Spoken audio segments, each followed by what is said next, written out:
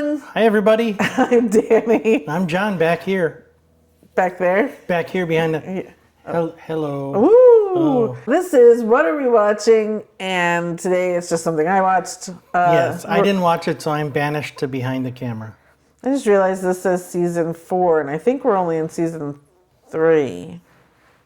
So I'm not sure what they're saying there on the TV, but I am here to talk about Yellowjackets season 3. Okay. There were 10 episodes. It just ended this weekend.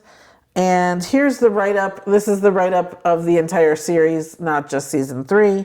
A wildly talented girls' high school soccer team become the unlucky survivors of a plane crash deep in the Canadian wilderness. So I think a lot of people are familiar with the show by now. It stars Melanie Lynskey, Christina Ricci. Juliette Lewis was on for a couple seasons. This season, Hilary Swank popped up for a couple episodes, so that was surprising. And they've been recognized, they've been nominated and won some awards. And the way the show goes is there's these young girls who play them stuck in the woods, and then we're seeing them grown up in present day. This season especially, I've thought this mostly for the first couple seasons, but this season especially, these young girls deserve the recognition. They really acted their butts off this season because we really got into a lot of the weird stuff that they went through when they were out in the woods. The weirdness that the show is known for. Yes. Okay. So I'm giving this season an 8. I really like this show, but I am starting to get a little confused. There's a lot of different ideas floating around in this show, at least I think, in that when they were stuck in the wilderness, a couple people had connections with the wilderness and they thought that they were getting orders from the wilderness as to what to do. They also thought they had to stay there even when they had a chance of being rescued. They thought that they had to hunt each other and eat each other in order to give back to the wilderness. They did a lot of stuff. And then we see them grown up, and a lot of things have, since the first season, have been coming back. So we've seen these women come back together and interact, and some potentially still being psychotic in a way, and some still potentially having the wilderness in them, depending on which way we're really believing things happen. It's been a little crazy. But so my question that I really had regarding this season, and especially with the finale, is can you be a psychopath as a 17, 18-year-old girl, not know it, and potentially it never would have come out unless you were stuck in the wilderness for almost a year having to deal with this sort of thing? Because it appears that as an adult, a lot of these women, well, a couple of these women still have these psychotic tendencies. And, I just don't, is that a product of being in the woods for that long? Or is it something that was already in them? And then these other women who kind of are haunted by the wilderness, if that's really happening?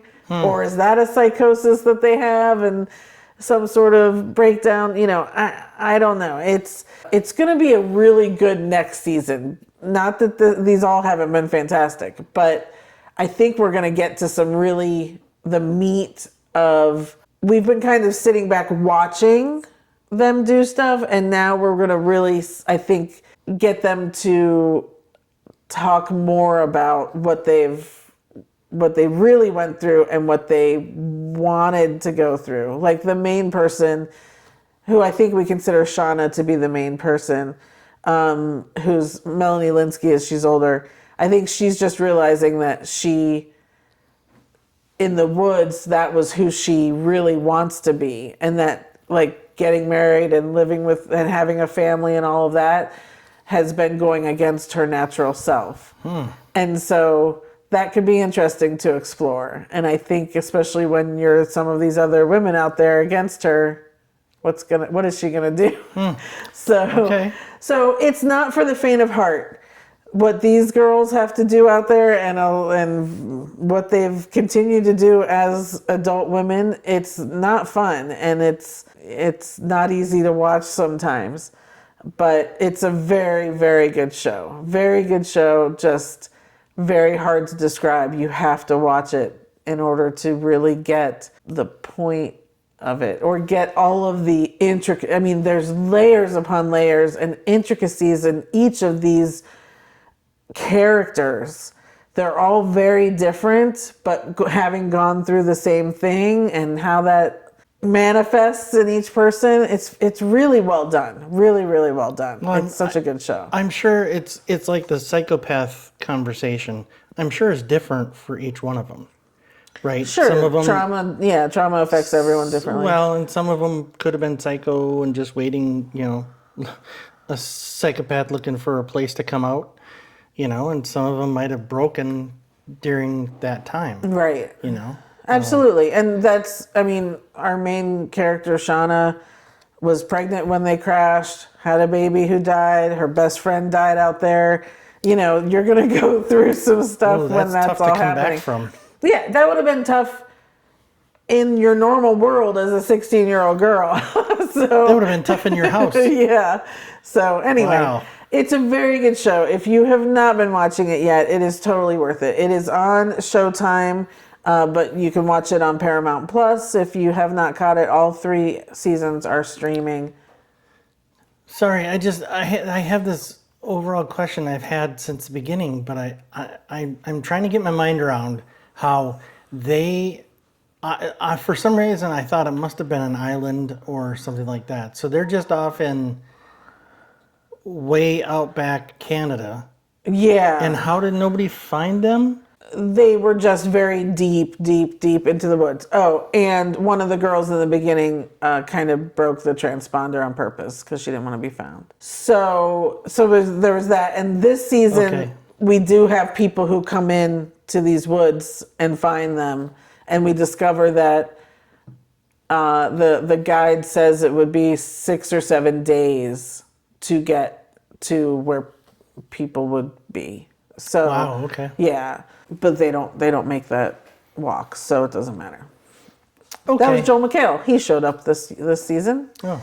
And so the main thing of this show is, as confusing as it may sound, and there's all these things going on, would not survive if it weren't for the amazing acting of both generations. Like I said, I think the younger girls have been doing a great job this whole time. And I think the first year when the older ones were nominated, they all took their younger counterparts to the award shows with them, which I thought was lovely. Mm-hmm. They might have to switch that this year. I really just think that these younger girls have done such a great job. They deserve more recognition this year. But it's a superbly acted show by everyone involved. It's definitely worth it. Good. So if you've been watching Yellowjackets, would love to hear your opinion. And if you have any theories as to, what I'm talking about with the wilderness versus being psycho, please help me and let me know what you think is going on there. I would love to hear about it. So like the video, subscribe if you can, and we will see you next time. Thank you so much for watching. Bye, everybody. Bye.